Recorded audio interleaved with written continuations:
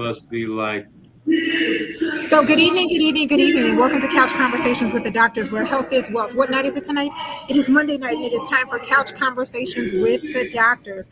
As always, we're going to go around our esteemed panel, introducing each and every one of them, so you would get the great opportunity to meet them. Starting with the art connoisseur who hates accolades, but I think he has a museum of his own inside of his home. That's our very own Joseph Harrington. Joe? well, thank you, Nikki. I appreciate you and Congressman Davis for providing this platform. I think we're going to have an interesting conversation tonight about a big event that's coming up and possibly an award that someone that everybody knows will get. So I'm excited to be here. My background is mostly in public health and healthcare. Work for the city and state health departments. I retired in 2017 as the regional health officer for Cook County. And I see our special guest has joined and Dr. Miller has joined as well. So glad to be here and glad to be a part of this conversation. Outstanding, outstanding. Well, to my colleague who tends to leave me and have fun in the sun, but guess what? It actually hit 104 degrees here in Chicago today. Doug, go right ahead. Hey, listen, Nikki, I promise you I'm trying not to have too much fun. I'm a retired physician. I spent 30 years working in the western suburbs, and after that, I joined the congressman in his office. And I must tell you, it was one of the most eye-opening experiences I've ever had. It really changed my mind about the practice of medicine and public health.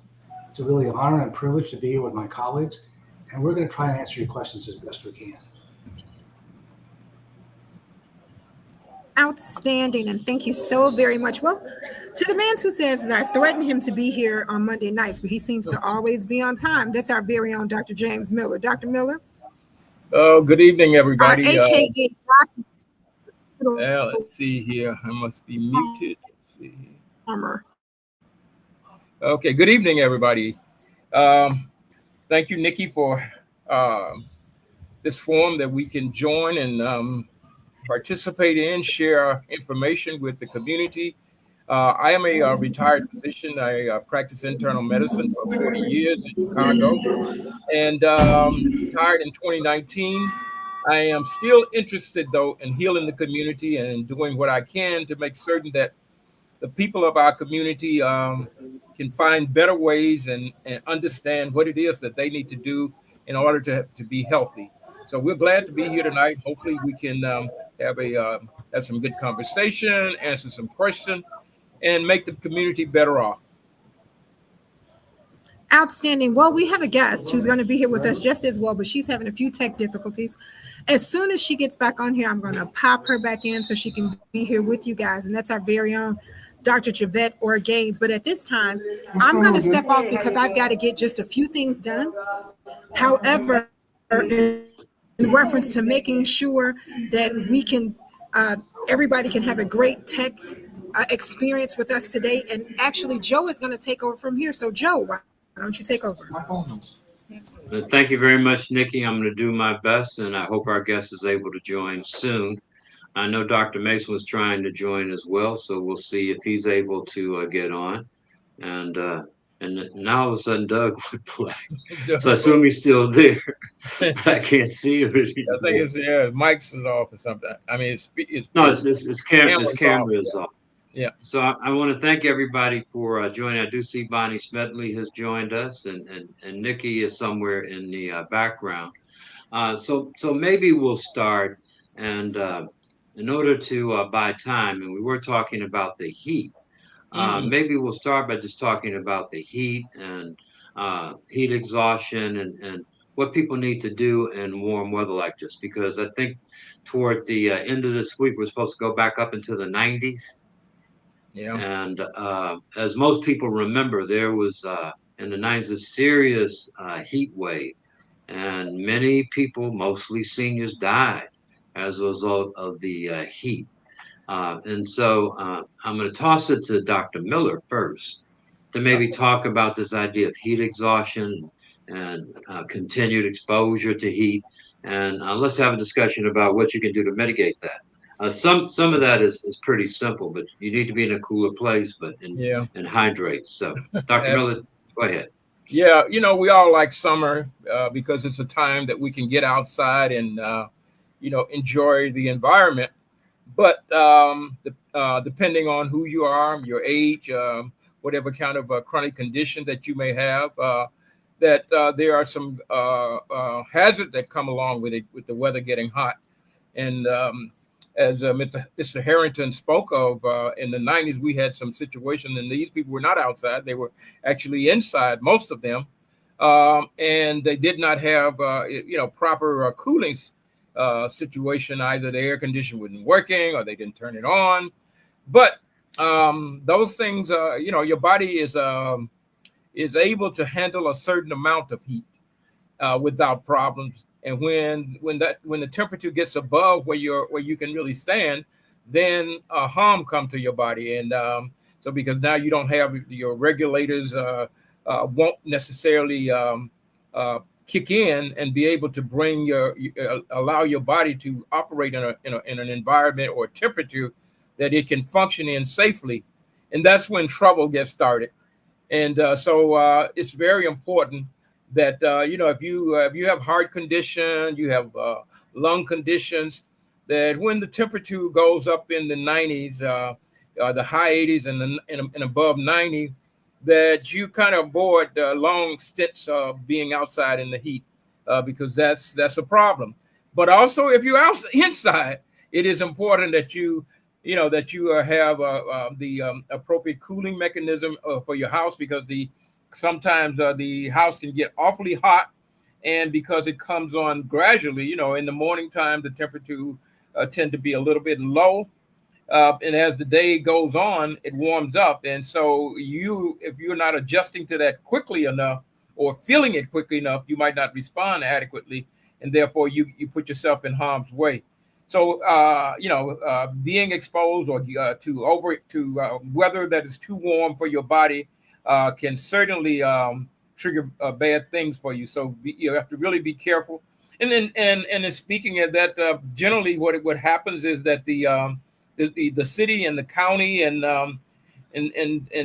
some other groups will help in terms of providing cooling stations, so that if you don't have the adequate cooling system in your home, that you can go to a place where you can be cool and comfortable and be safe.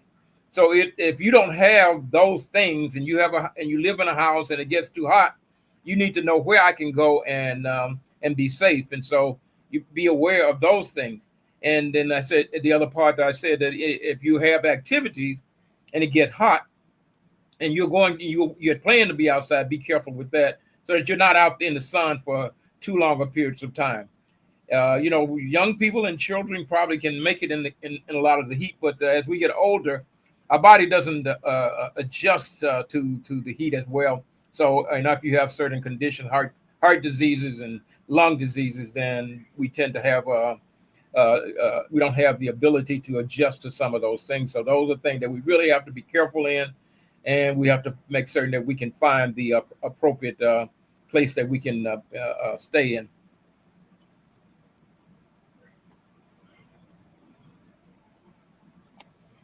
Thank you, Dr. Miller. I appreciate your providing that background. And I need to introduce a few more people. Deborah from Coleman's Barbecue has joined us.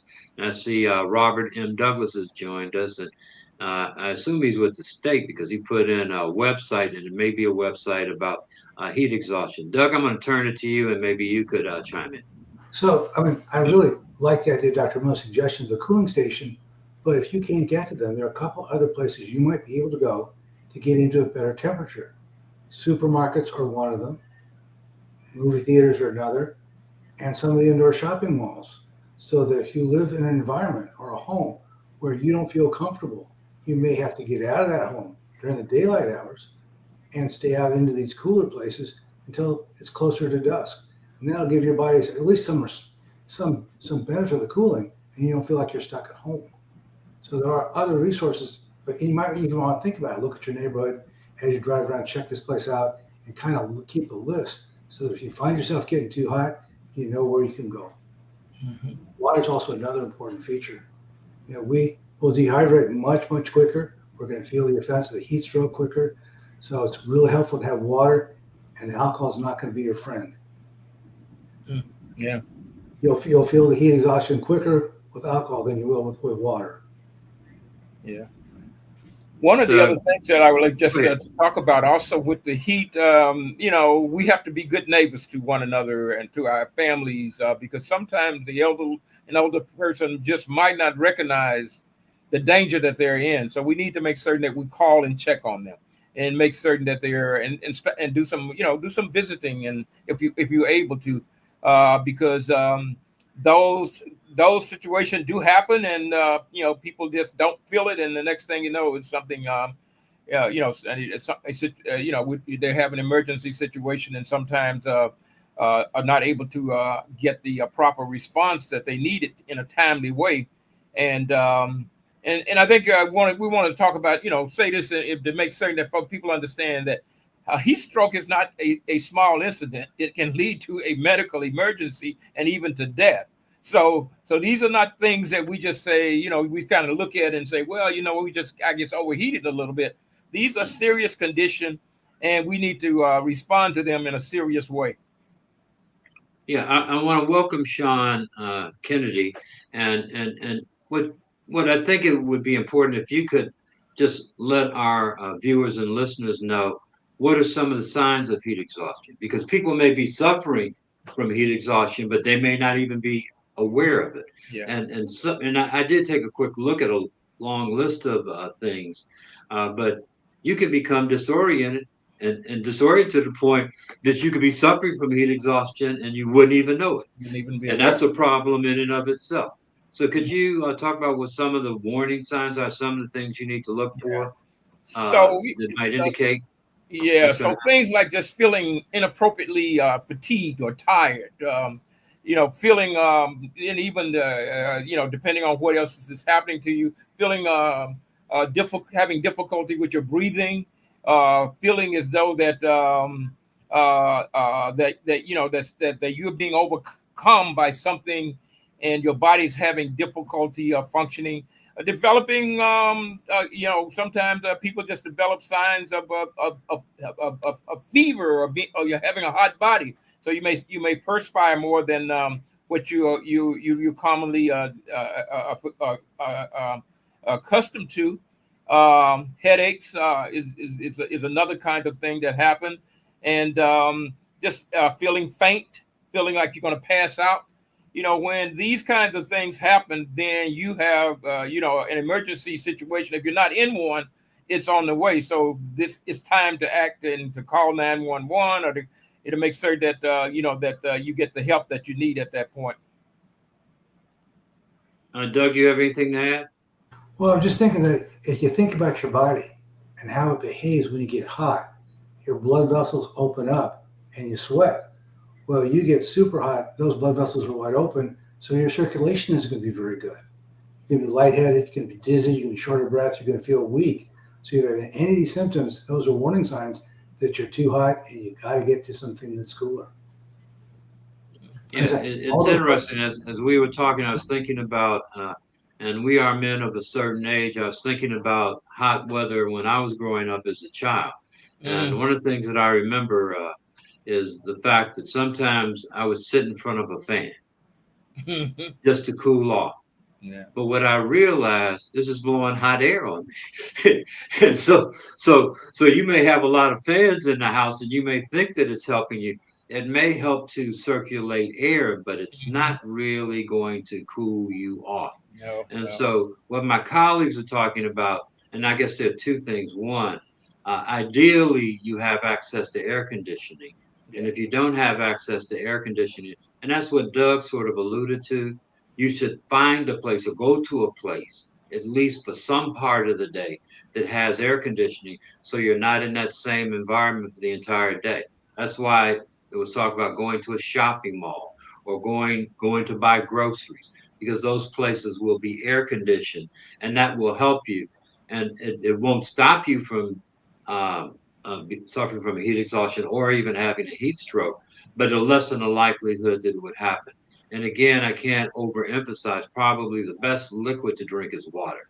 And I would also say that it's ideal to drink water at about the same temperature as a room because it's easier to assimilate their water. A lot of people think that they need to drink ice water to cool off. you need to drink water. But the ice water will send a shock to the body as well, because the body's not prepared to handle that cold water. So you want water that probably is about the same temperature of the environment that you're in, and that will help. Uh, I saw you nod your head. I don't know, Doug, if you wanted to say something or add something. So the other thing that I was thinking about is you want to really avoid staying in your car for a long period of time. Oh It's a yeah, closed space, it heats up, and every summer we hear about somebody who leaves a pet or a child in the car, and they get distracted. They don't come back, and then there's a tragedy. So that there isn't a lot of circulation or ventilation in that car. Heats up very quickly. If that engine is off, the air conditioning's off, it can be a very serious problem. in a short order. Short order, yeah. Yeah. Well, as we talk about this, um, we've talked about heat exhaustion, Mhm. but what kind of things can happen if people don't take action? I mean, we've talked about some of the things that could happen, but I know there's also this thing called heat stroke, Mm-hmm. and maybe you could talk about heat stroke, but also that there could be some impact upon your organs. Yeah. And so you may get through the heat and you may feel fine, but there could be some collateral organ damage. And just to give people an idea of how serious it is, could you talk about that? So I was just thinking about that and thinking your liver is vulnerable, your brain is vulnerable. If your blood pressure drops, you know, affects the circulation to your brain, affects the circulation to your heart. So it can affect many of the organs of your system. And it's not as if that recovery is quick or spontaneous. So, you really want to protect yourself from a serious injury when there just isn't enough circulation to those organs. Yeah.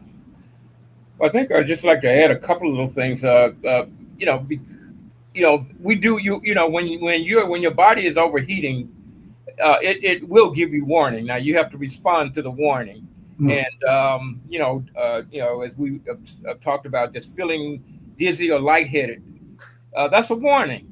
And when you are in hot weather, or you're in a situation where you are in a hot room and you don't have the mechanism there to cool it off, an air condition. We talked about turning on the fan is not really an ideal thing. It just blows around the hot air. It doesn't really cool anything off. So respond to the warning, because if you don't respond to the warning, then there's a great likelihood that worse things will happen to you. So when you start to, if you feel hot and now you're feeling lightheaded or you're feeling like you can't breathe, that's an emergency, and you should respond to it as though it is an emergency and seek the help that you need. Now it's really out of your hand, and you're probably not going to be able to get through that by yourself. So you need help, and so that's time for you to call for help, 911, or whatever. If there's a friend next door that can help you, you need help immediately. Right away, and to change your setting. And also it might be already that some other damage has been done to your body that need to be addressed in order to prevent more serious condition from occurring. We talked about that when your body get hot, the vessels dilate, you don't get the circulation to certain organ systems that it needs, and so there are consequences to that. The consequences is that if your brain not getting enough blood flow, and you're going to have a stroke, or you're going to you're going to pass out.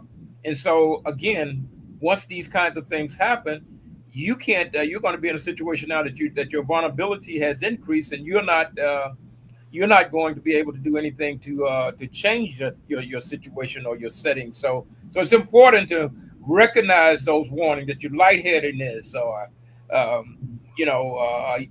feeling that you can't breathe. Recognize that something bad is going on, and now I need help, and so seek that help as quickly as possible. Yeah, and the easiest thing to do is to call 311, or it depends on the level. Hmm. Call 311 if you need services. That's what 311 is really for. If you need to find a cooling center, or you need help with something, or you just need to find a place where you can go and get out of the heat, that's what 311 is good for.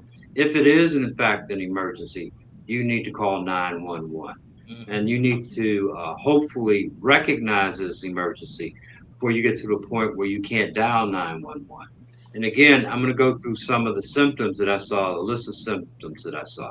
Heavy sweating, weakness or fatigue, dizziness or lightheadedness, headache, nausea or vomiting. And that's probably a symptom that you'll know, but it's one that's pretty dramatic. Muscle cramps, rapid or weak pulse, palm, clammy skin, fainting.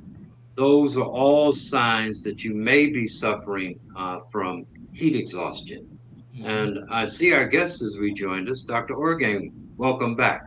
Good evening, technology, and I apologize, Okay, but I've but been you listening. don't appear to be in a car anymore, so I am not in the technology. car anymore, and I'm listening intently. Just got out of the Okay, heat, and so I okay, appreciate just the got out of the heat. conversation. Well, we're going to wrap this discussion up. I'm going to let you have, and I also want to welcome Linda Johnson. Let you have the last word on heat. Are there any recommendations you have for our listeners relative to heat and heat exhaustion? What things they can do to prevent it or avoid it from occurring? Well, a number of things. I think that what we don't do is, for instance, if you're out at the beach, you don't use an umbrella, you don't use a sunscreen. And so some of those things would be helpful. If you're, again, if you're in your car, do make sure that even if you're trying to save on gas, put on that air conditioning. And I think that the rest of your guests have covered the subject very well. Okay. Well, again, I'm gonna let Dr. Orgain introduce herself. I've known Dr. Orgain for quite a while. I guess that's the best thing, for many, many years, say for quite a while, and I don't want to get into age. And she's a former president of the National Medical Association. But there's an event taking place is actually the annual meeting of the National Medical Association. So what I'm going to do is allow her to introduce herself to you and also talk about what's happening this week, this coming week, in terms of the National Medical Association. She's also an active member of the Cook County Physicians Association, which is a local chapter. So she may want to talk about it. And one of its members and founding members who actually founded the National Medical Association. So there's a lot of rich history to share about both organizations. And there's some community events that are going to be hosted, and the community is welcome to attend. So I'm going to stop there and turn it over to Dr. Organg. Well, I'll start with history. The National Medical Association was founded in 1895, so we're celebrating 130 years. The Cook County Physicians Association, the local society of the NMA, was founded by George Cleveland Hall, and we have a public library named after him. And we were founded in 1911. I have also, in addition to being a 100th president of the National Medical Association, I served as president of the Cook County Physicians Association as well. And we have a tremendous amount of activities that are going to be going on, beginning actually on Friday, July the 18th. We'll first be at Apostolic Faith Church. I have chaired the planning committee for a health fair, and we have a long list of services that we want the listening audience to come and take part in because it is absolutely free. And the first 100 attendees will get a gift. There'll be other giveaways based on the different organizations that are there, but we want you to come out. The American Red Cross will be there seeking blood donations, and they start at 12. The fair itself begins at 1 p.m. And Apostolic Faith Church is at 3823 South Indiana. So the main fair, 1 to 4. The American Red Cross begins at noon, and we need blood donations. Absolutely.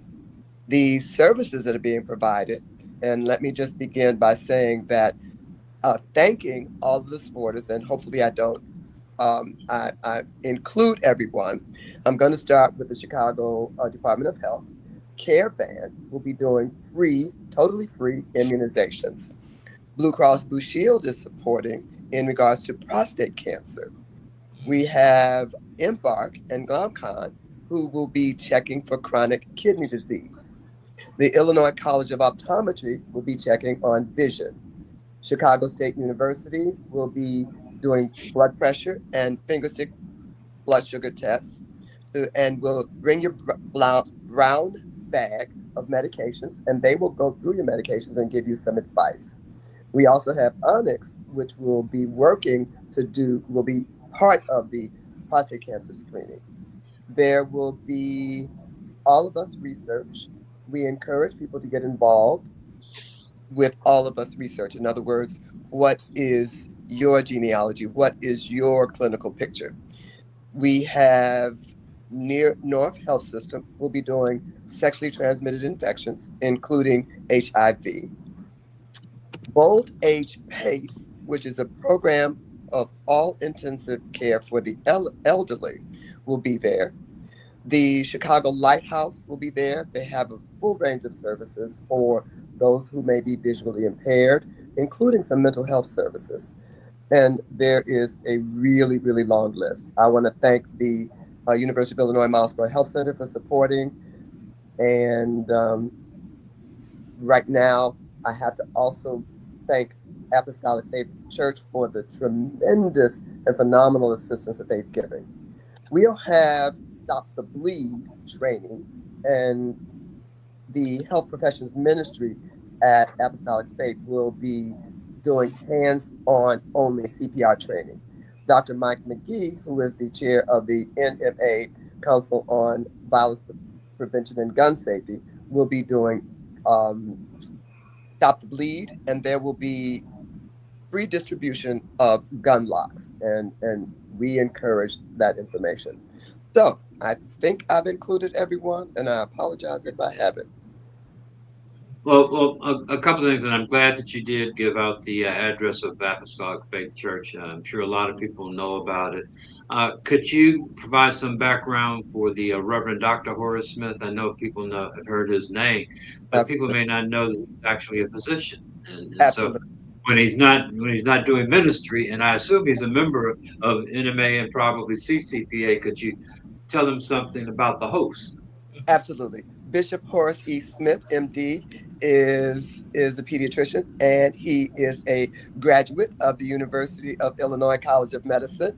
He is an alum, and in addition to all of the other activities at NMA, the University of Illinois will be hosting an alumni event for those who have graduated from the University of Illinois College of Medicine, and that also includes me. So we are really grateful to him for having Apostolic Faith Church as the host church for our health fair. And so that's a little bit of his background. Right, and I think there's some other you're doing some work around violence as well. Isn't there going to be a program and some other thing? Is that open to the community or it's a private program? As a matter of fact, that's part of our plenary session. And so that's available for persons who have registered for the convention. And Uh-huh. that will be held on Saturday. So I'm glad you mentioned that, because now I can also mention the fact that we're having Walk a Mile with a Child on Saturday Okay. morning. And Uh-huh. and that's there'll be a 1 mile walk there and back from the Hilton Chicago. Registration starts at 7 a.m. for Walk a Mile with a Child. The walk will start at 8 and go to Dearborn Park, just a mile from the Hilton Chicago. Returning, there'll be, I believe there's breakfast provided for those who are going to participate in the walk, but we need you to register. And you can do that by going to nmanet.org to register for the walk. Or come at 7 a.m. and you can register for the walk. And after the walk, when you return to the Hilton Chicago, there will be a STEM fair: science, technology, engineering, and math, to encourage youth to go into the sciences and the health professions. And there'll be information and education on Stop the Bleed there. There'll be CPR training for the youth. And then, as you mentioned, Joe, the plenary session will immediately follow, and it will talk about violence prevention, gun safety, and again, Stop the Bleed. And the lineup for the plenary session is long, and it includes those persons, including Congresswoman Robin Kelly, who has been an absolute advocate for gun control. Yeah, and could you give out the website? Because you said it once, but I know that people probably didn't pick it up or didn't get it. And is there some place that they could go, a website or a web page where they could get more information to find out what's happening? As a matter of fact, if you go to nmanet.org,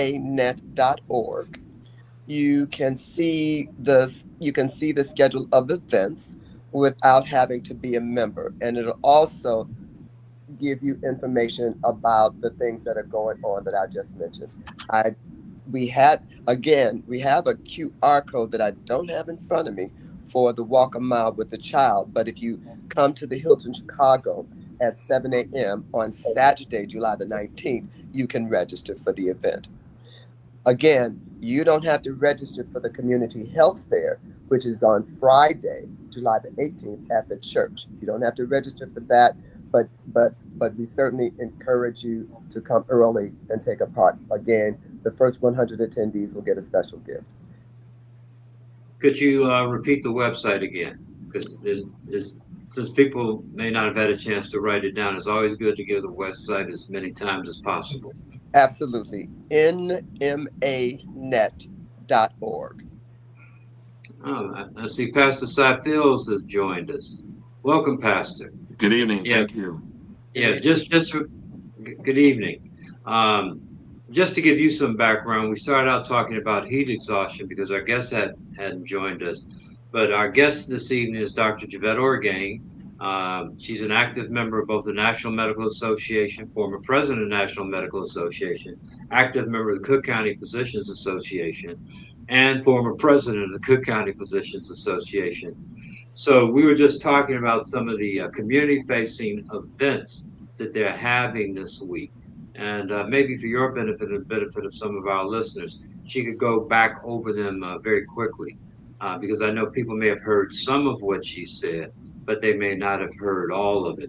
And I think there are some specific things. You talked about the walk, and that's open to the public, and you want people to come and participate.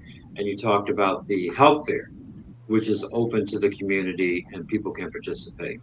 So if you could provide that information one more time, I think that would be helpful. There may have been people that joined us and didn't hear it. Absolutely. So I'll begin with Friday, July the 18th, which is actually this Friday, July the 18th, beginning at 1 o'clock, going from 1 to 4 at Apostolic Faith Church, 3823 South Indiana. And we have a long list of services that are going to be provided there: blood pressure screenings, vision screenings, blood sugar screenings, prostate cancer screenings, STIs, sexually transmitted infections, and HIV screenings. We will have screenings for chronic kidney disease.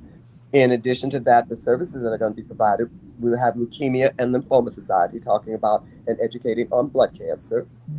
There will be the Illinois College of Optometry, who's going to do vision. There will be the Chicago Department of Health Care Van, which will be doing free, absolutely totally free immunizations. And again, the first 100 attendees get a gift. There will be, let me see, make sure that I've included everything. And Stop the Bleed, which will be done by Dr. Mike McGee. There will be hands-on CPR training only, done by the Health Professions Ministry of Apostolic Faith Church. So that's the overall picture, and there's more for that day, July the 18th. The American Red Cross will be there. Come out and give blood. It's absolutely needed, and they begin at noon. And you can register on the American Red Cross website for if you want to donate blood. But if you don't get there, you can certainly still come. And then on Saturday, July the 19th, registration begins at 7 a.m. for Walk a Mile with the Child. It's a 1 mile walk from the Hilton Chicago at 720 South Michigan to Dearborn Park and then back from Dearborn Park to the hotel. Breakfast will be provided in the park, and you can register at 7 a.m. at the hotel. The walk begins at 8. After the walk, the STEM fair will be held at the Hilton Chicago, and it is science, technology, engineering, and math for youth and adults alike in terms of learning CPR, learning stop the bleed. There again, there's another distribution of gun locks at both events, and safe gun storage and violence prevention. And so the activities. And then after the fair, for members and those who've registered for the convention, there's going to be a plenary on violence and gun control. And Congresswoman Robin Kelly will be there, in addition to other guests. I hope that answers it. So Dr. Thank you, Doc. That plenary on violence and gun control, that's on Saturday? Yes, Yeah, that's it's not a public-facing event. I Oh, think okay. that's what I'm gathering from Dr. Organ. I that's mean, correct.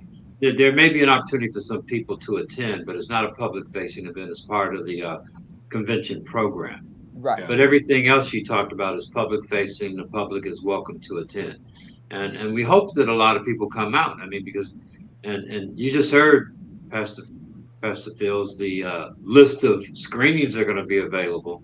Yeah. And I would really encourage people that are not have any other plans. I mean, that families should come down and they should Absolutely. attend the health fair because basically there's something for somebody of every age. I Yeah. mean, typically health fairs are focused on adults, but there are activities there and there's screenings there that would be helpful for younger people as well. One of the things that really, and this is really more from my public health background, is and my work with Cook County Health. It's really interesting that there are requirements for health screenings from nursery school, grammar school, high school, and then they stop. And what's really interesting is between the ages of about 20 to about 45 or 50, most people don't see doctors. Mm. They're not engaged with a doctor. They don't have a doctor. They don't go to the doctor. One of our good friends, Dr. Paul Crawford, used to say that our people suffer from what he called the I feel good syndrome.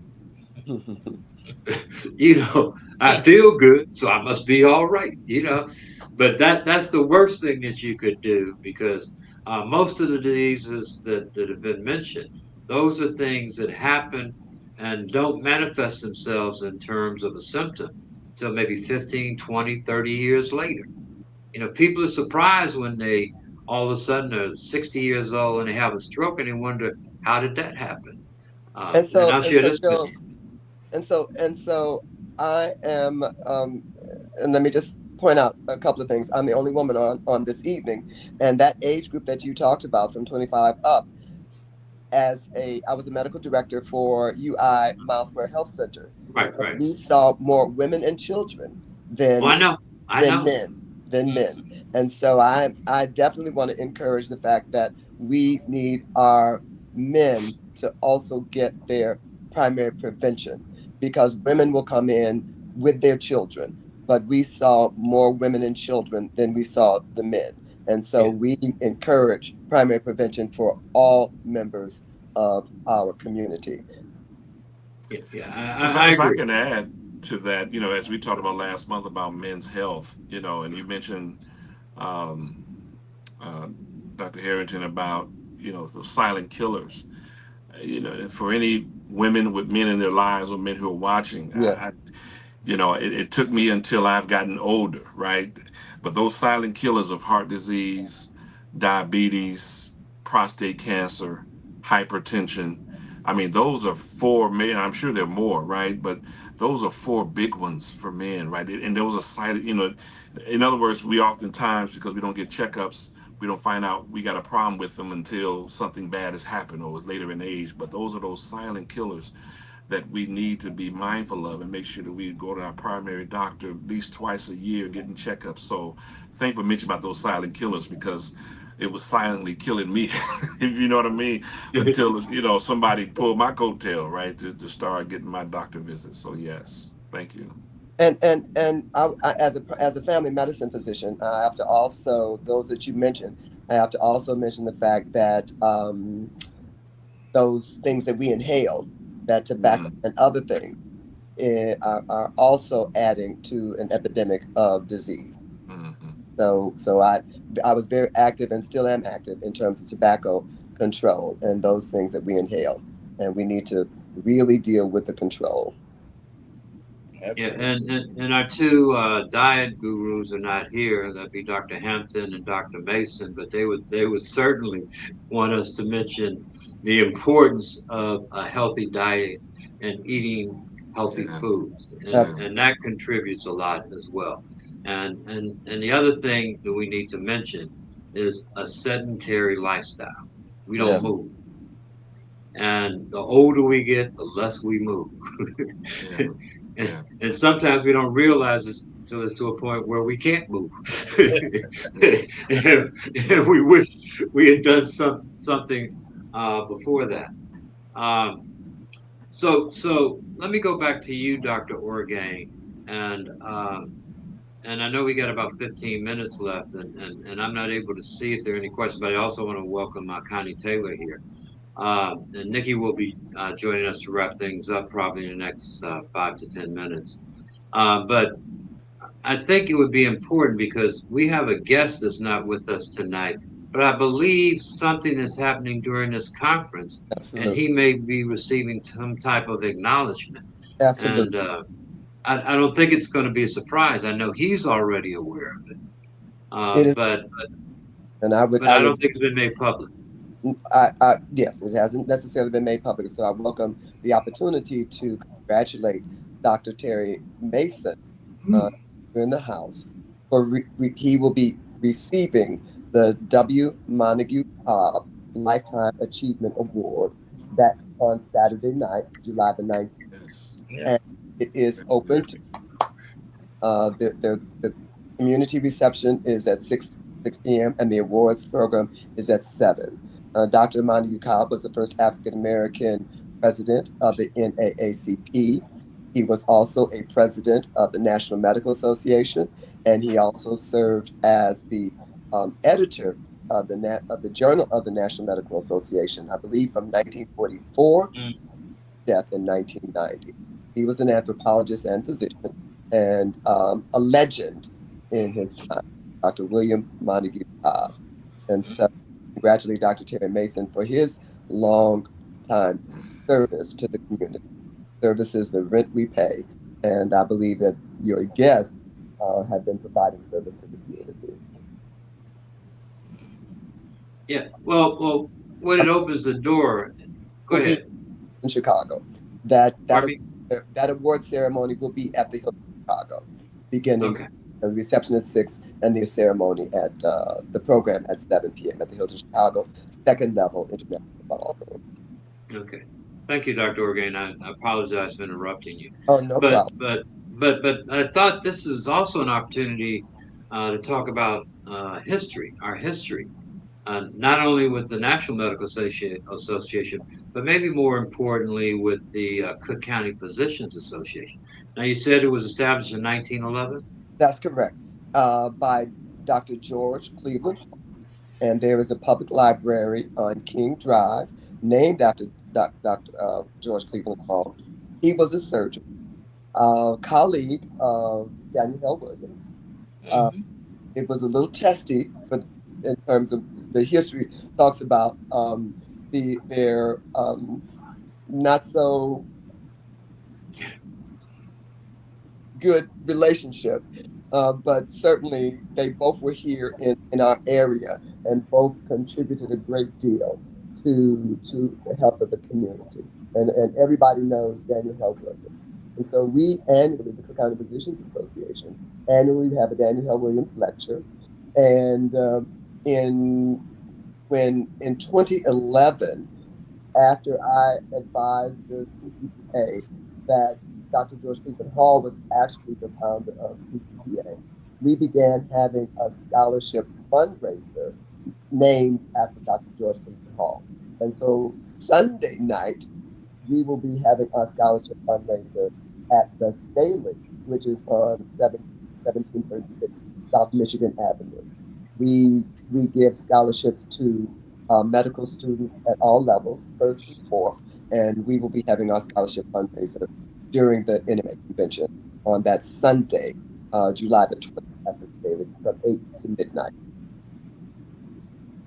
Now, who receives those scholarships? Are these students locally? Because this is local chapter. Yeah, yes, we have 7 medical schools: Northwestern, Chicago, University of Illinois, Rosalind Franklin, Loyola. So we have, I believe we have 7 medical schools in the area. And if I didn't say University of Illinois, absolutely.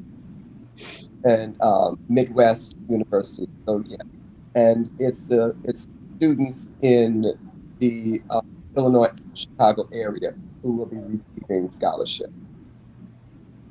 So Thank you. It's local. Yeah, I want to go back to something you talked about earlier, and I think that's really important. I serve on the Urban Health Committee for the University of Illinois at Chicago.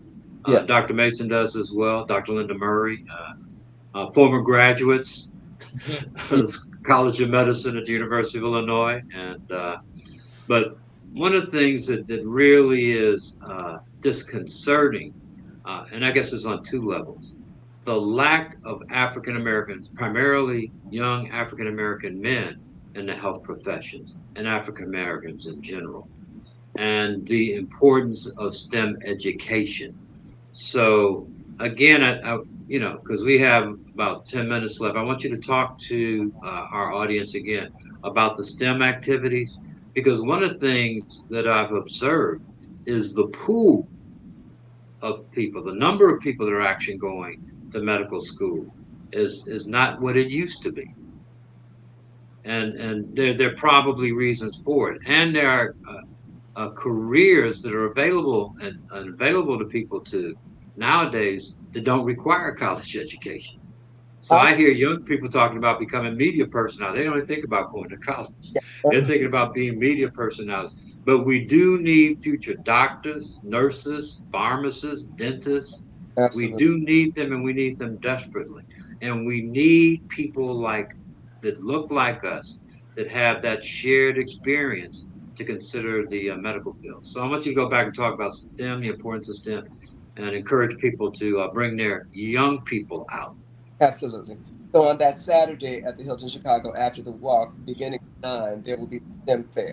I need to mention, I'm getting it correctly, Black men in white coats who are in the community attempting to increase the number of African American young male men who might be interested in health professions, and something that we know you can't be what you don't see, and so they need to see. And at the National Medical Association, it's an opportunity to see a lot of physicians, and we want you to out and participate in those activities. There's another organization called I Am Able Foundation that is attempting to make sure that students, high school and college, get interest to the health professions, so, and guide them through and provide them with mentorship.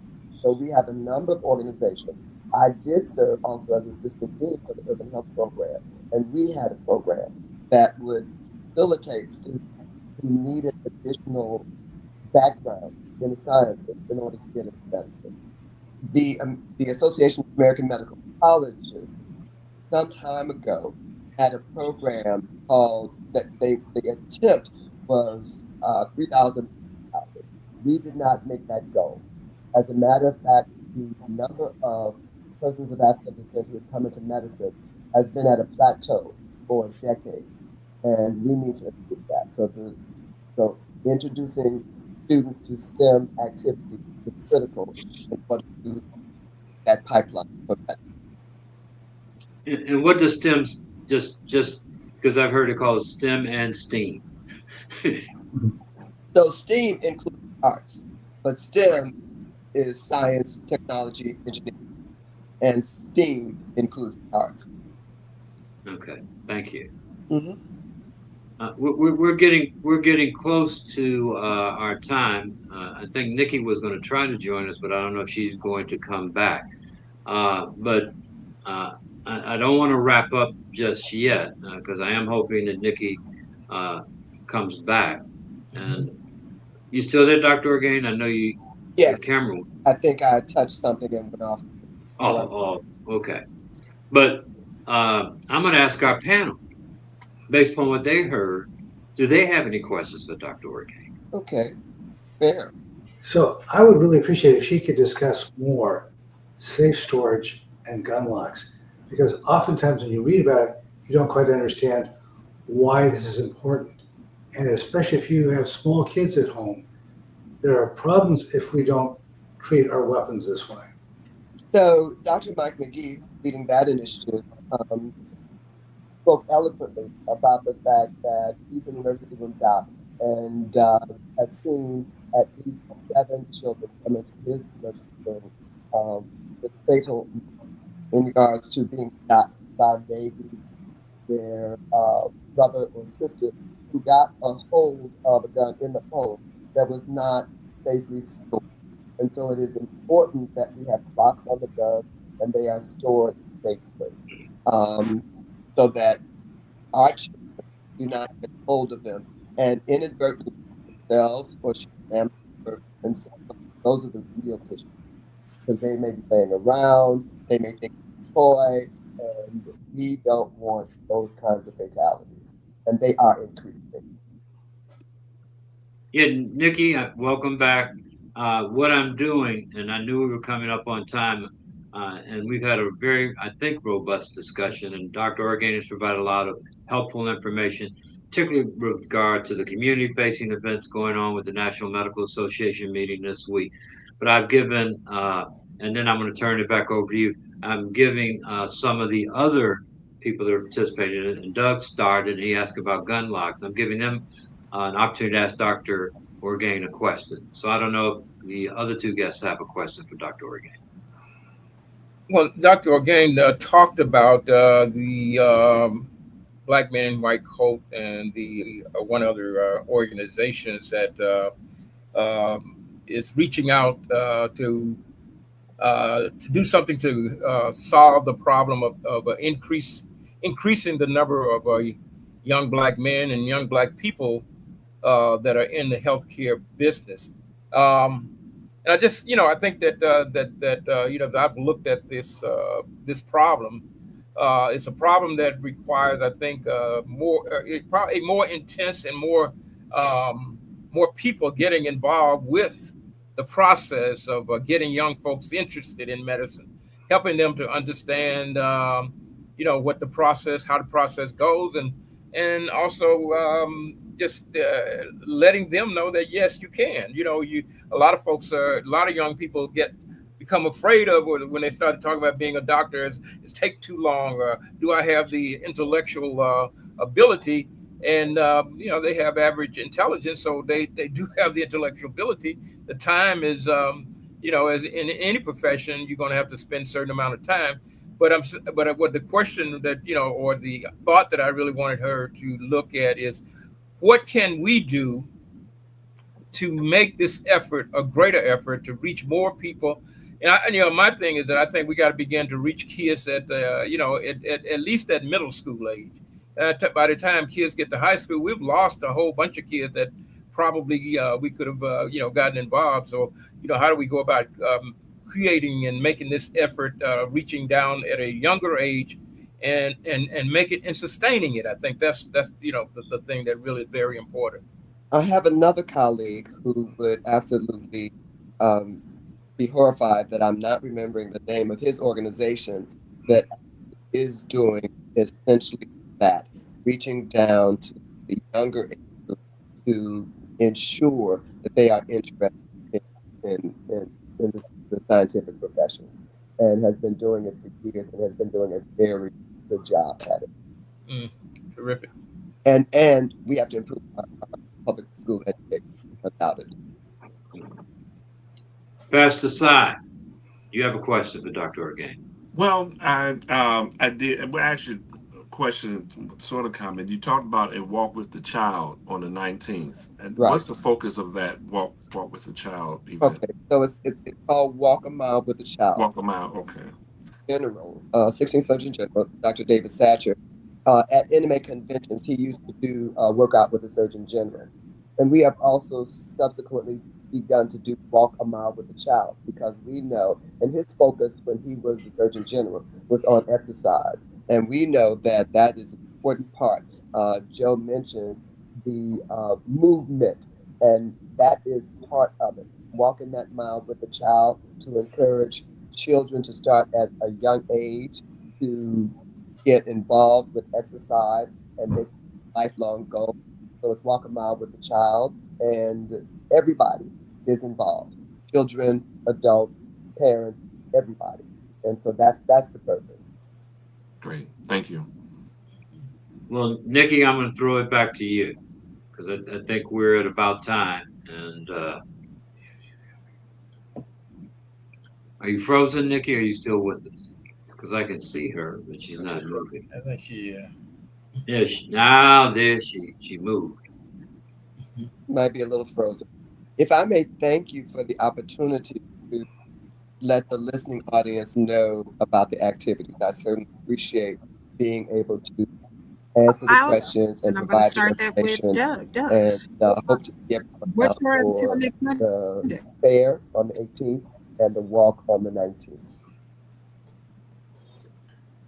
Yeah, Dr. I Doug, did I hear. think Nikki tagged you for your next until next Monday. Until next Monday, I have two things. And one is I really want to thank you for introducing the issue of gun locks and safe storage because kids can't tell the difference. Right, It's a split second between joy and tragedy. right. And people don't understand having a loaded handgun at home is a very, very dangerous thing for small children. Absolutely. The other thing is, it's on its way again. We're going to see another wave of COVID. So be prepared to get in line for your next set of vaccinations, even though the present administration doesn't support them. It's your best defense against a serious illness. And as you mentioned, care van for the Chicago Department of Health will be at the church providing communications free, absolutely free of charge on July the 18th. Thank And if I may, Doctor, thank go you. ahead. No, you're not. You. I'm gonna save you for last because I mean you got to give before next Monday. So we got to go. We got to do the program. Nikki's not here, but she would not be happy if she knew we didn't do this part of the program. Okay. So I'm gonna go around. I'll be the last before you, and then you can chime in. Dr. Miller, you're Uh, until. yeah, I think that again, the thing that really concerns me, and I think this is a good opportunity to talk about it, and that is the future of healthcare in our community, and in the future healthcare providers. And I think that we have opportunities to do some things to make certain that those people will be there when we need them. It's always going to be a need for healthcare providers, and so I think we have to look at it in terms of not waiting until tomorrow to solve the problem of tomorrow, but start working on that today. And I think that we need to look at in every venue that we in, whether it be in our churches, whether it be in our community groups, whether it be in those that are involved with the school system, we have to work a little bit harder to push the narrative and to make certain that our children who are bright enough and that they understand and we can help them to have that interest in healthcare and understand why they are needed. And so I think that we have to look at doing as much as we can today, so that when tomorrow comes, that we'll be prepared to take care of the people that need to be taken care of. Thank you, Pastor Si. You're Yes, until first of all, next month. yes, and until next. First, I want to thank Dr. Javed. Thank you so much for being with us and really sharing, because what you're sharing, what's happening this weekend, I really believe is that From my perspective, of course, faith perspective, but even broader than that, we're going to need to have more and more of these community health fairs and such alike, more and more with greater intensity, with greater exposure, giving what's happening coming down the pipeline with the big ugly bill, whereby people will lose health care. And so health is going to be more paramount, that people get their screenings and all this kind of things. And so we got to really ratchet it up, And also, as I have a daughter who's a senior in high school, and I want to thank you for just sharing information. I'm, encouraged. That's one of the careers that she's interested in, like in medicine, and, being a nurse and that kind of thing. And so, thank you for sharing. I'm looking for those type of resources for young people to keep her, so she could be one of those with the white coats one day, right? And so, thank you for sharing, and I welcome any additional information. And until next Monday, again, make health part of our conversation with those in our love circle. Again, the Bible says it's His will that we prosper and be in good health. As we always say, good health is the best wealth. And so have these health conversations, especially with the men. Don't let your man die by the silent killer.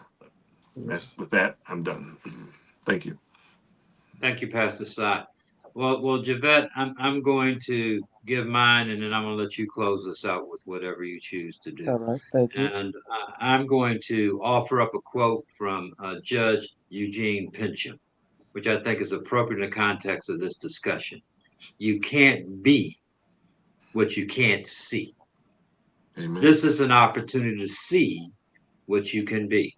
Take advantage of it, take full advantage of it. Dr. Organg, you have the last word. And thank you so much, Pastor. I am Able Foundation for your daughter. I am Able, ABEL Foundation for your daughter. And I want everybody to be aware that Google is not the doc, and AI is coming into healthcare, and we must be careful and we must watch out. And in terms of healthcare, that's where things are going. Telemedicine, AI, and we have to get on top of that in regards to what we do, what we say, and how it's done. And I want to thank everyone again for this opportunity. Yeah, and we can't end without thanking not only Nikki, but more importantly, Congressman Davis. He was trying to get back for this. I know he stuck out. My sister is on a plane in Philadelphia, can't come to Chicago because of the weather. I understand Congressman Davis is at the airport but can't get back in. But we wouldn't be able to do this without Nikki as our host and without Congressman Davis for giving us the opportunity to be with you this evening. So we'll be back next week.